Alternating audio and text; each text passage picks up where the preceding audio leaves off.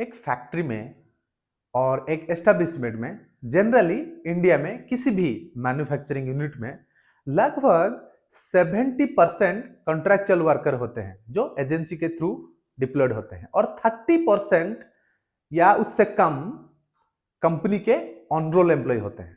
जो ये 70% है रियल वैल्यू प्रोड्यूस करती है, यानी कि इनका डायरेक्ट हाथ रहता है प्रोडक्शन करने में। ये लोग शॉप फ्लोर में रहते हैं। डायरेक्टली और इनडायरेक्टली ये लोग रेस्पॉन्सिबल हैं वैल्यू क्रिएट करने के लिए या प्रोडक्शन करने के लिए। लेकिन सबसे दुख की बात यह है, यही लोगों को ही बोनस आइदर मिलता नहीं है, अगर मिलता है बहुत देर देर में मिलती है।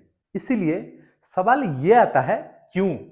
इसका यह रीजन हो सकता है आइदर ये लोगों को बोनस के बारे में इतना आइडिया है नहीं, जो कि बोनस एक्ट है, लीगल है, लॉ है, प्रोविजन है, ये सारे चीजों में ये लोग इंटरेस्ट ही नहीं देते हैं, इसलिए इनके पास अवेयरनेस ही नहीं है। बोनस पेमेंट का टाइम पीरियड क्या है, बोनस कितना परसेंट मिलता है, बोनस के लिए एलिजिबिलिटी क्या है, ये सारे इंफॉर्मेशन इनके पास होता ही नहीं है। अगर होता है बहुत फैब्रिकेटेड इंफॉर्मेशन है। तो इसीलिए इन लोगों के पास वॉइस नहीं रहता है इस सवाल को उठाने के लिए।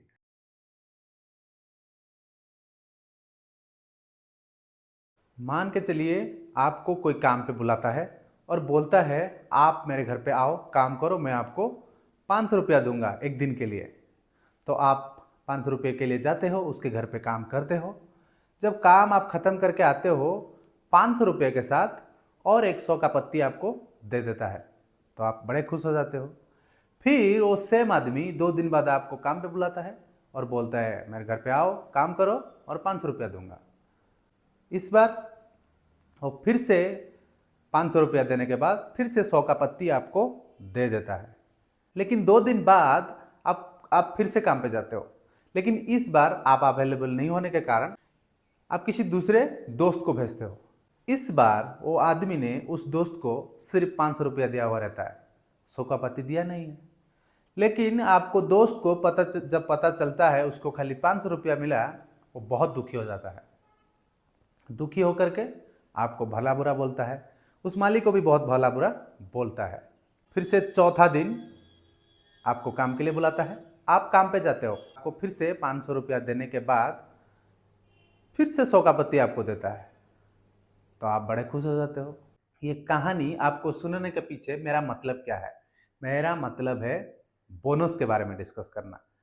बोनस का सिलसिला कैसे शुरू हुआ, बोनस किसको बोलते हैं, बोनस का एलिजिबिलिटी प्रोसेस क्या है, बोनस कैसे कैलकुलेट करते हैं, एम्प्लॉयर हिसाब से आप कौन से स्टेज में बोनस दे सकते हैं, और एज ए एम्प्लॉई आप कब से बोनस मिलने का अधिकार रखते हैं, कब से आप बोनस के लिए हकदार हो जाते हैं, और ये बोनस एक राइट्स क्यों बन गया। असल में बोनस का मतलब है गुड, यानी कि अच्छाई। ये एक लैटिन वर्ड से ओरिजिनेट हुआ है जिसका सिंपल सा मतलब है अच्छाई। अगर आप कोई भी काम करते हो जिसके लिए आपको पैसा तो मिलना है ही, लेकिन आपकी मालिक आपको अच्छा काम किए हो बोल के आपको कुछ पैसा देता है, इसका यह मतलब है आपको जो करना था आप उसको इतनी अच्छी तरीके से किए, मालिक खुश होके आपको कुछ एक्स्ट्रा पैसा दे देता है। यही है बोनस। लेकिन ये क्यों एक स्टैट्यूटरी राइट्स हो गया?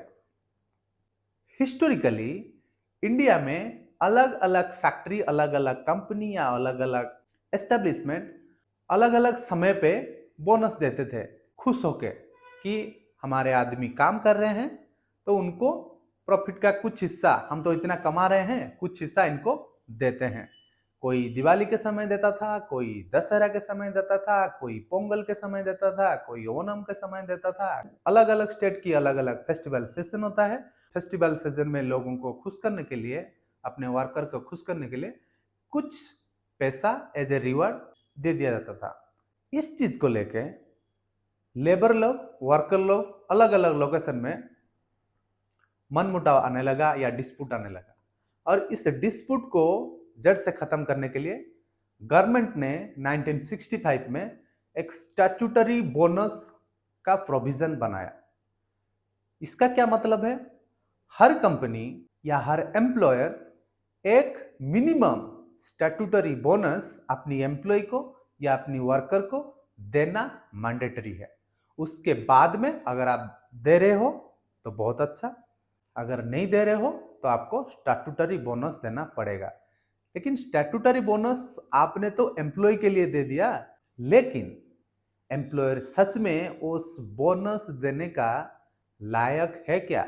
यानी जो काम वर्कर कर रहे हैं उससे मालिक को या एम्प्लॉयर को प्रॉफिट हो रहा है क्या, मुनाफा हो रहा है क्या? अगर हो रहा है तब वो बोनस दे सकता है, अगर नहीं हो रहा है तो वो सिर्फ वेजेस देगा और सैलरी देगा काम के लिए, बोनस देना जरूरी नहीं है। तो इस कॉन्सेप्ट से, इस फंडामेंटल से जानते हैं बोनस क्या होता है। तो बोनस एक फाइनेंशियल रिवार्ड है जो एम्प्लॉयर अपनी एम्प्लॉय को बियॉन्ड द सैलरी देता है हर साल। अब जानते हैं बोनस के लिए एलिजिबिलिटी प्रोसेस क्या है, एम्प्लॉयर के लिए और एम्प्लॉय के लिए। पहले जानते हैं एम्प्लॉयर। अगर कोई एस्टेब्लिशमेंट 20 से ज्यादा एम्प्लॉय अपने अंडर काम करा रहा है तो वो बोनस देने के लिए एलिजिबल है।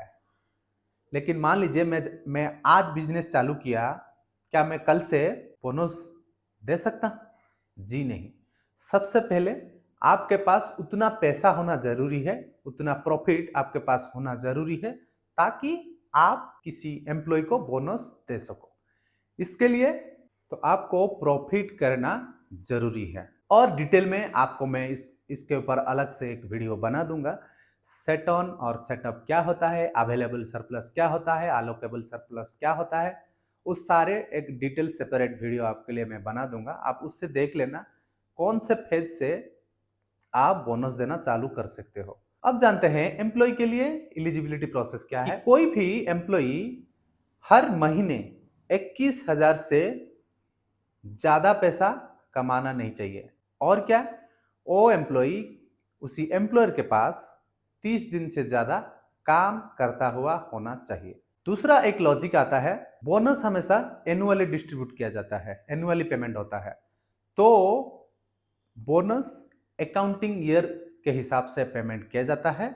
अब जानते हैं बोनस पेमेंट का टाइम पीरियड क्या है।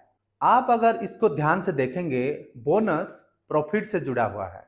तो प्रॉफिट कब निकल के आता है? प्रॉफिट का जो रिलेशन है कंपनी के अकाउंटिंग ईयर के साथ जुड़ा हुआ है। तो बोनस भी अकाउंटिंग ईयर के हिसाब से दिया जाता है।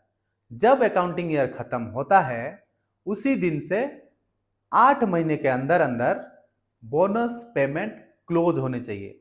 यानी सारी वर्कर को कंपनी 8 महीने के अंदर अंदर बोनस कैलकुलेट करके उनके बैंक अकाउंट में जमा कर दिया होना चाहिए। अब ये जानते हैं बोनस कैलकुलेट कैसे करते हैं। तो बेसिक कुछ फंडामेंटल रूल्स आपको बता देता हूं बोनस कैलकुलेशन के बारे में। मैं डिटेल एक बोनस का एक्सेल शीट वाला वीडियो आपके लिए बना दूंगा, आपको बहुत सारी चीजें समझ में आ जाएगा। खाली आप अगर ये इंफॉर्मेशन जान लेते हैं तब भी आपको शायद क्लैरिटी ना आए। तो बोनस एक्ट के प्रोविजन के हिसाब से minimum bonus 8.33% of their salary और maximum bonus 20% of their salary. Again 8.33 और ये 20% के बीच में आप कोई भी वैल्यू दे रहे हो एज ए एम्प्लॉयर तो गवर्नमेंट को अलाउड है। लेकिन कोई कंपनी बोलता है मैं 10% दूंगा, तो वो कंप्लीटली कंपनी का ही राइट्स है, वो 10% दे सकता है। लेकिन आप एज ए कंपनी 7% नहीं दे सकते। मान लीजिए एक एम्प्लॉय का सैलरी 21,000 से कम है, क्या उसको 8.33% ऑफ 21,000 मिलेगा? जी नहीं। तो यहां पे आता है कैलकुलेशन लिमिट। आप जब कैलकुलेट करेंगे बोनस तब आपका क्या नियम है। तो बोनस कैलकुलेशन करने के लिए प्रोविजन ये बोलता है उसका सैलरी मिनिमम 7,000 और minimum wages of the state as per schedule employment whichever is higher.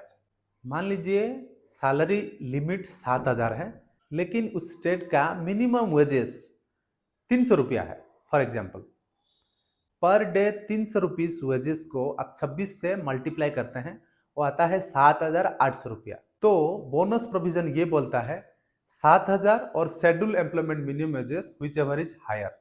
तो यहाँ पे आपको जब बोनस कैलकुलेट करेंगे तो आपका बेस सैलरी 7,800 होना चाहिए। 21,000 जो लिमिट है वो एम्प्लॉय एलिजिबिलिटी के लिए है, लेकिन कैलकुलेशन के लिए आपको 7,000 या minimum wages as per schedule employment की लिमिट को ध्यान में रखना होगा।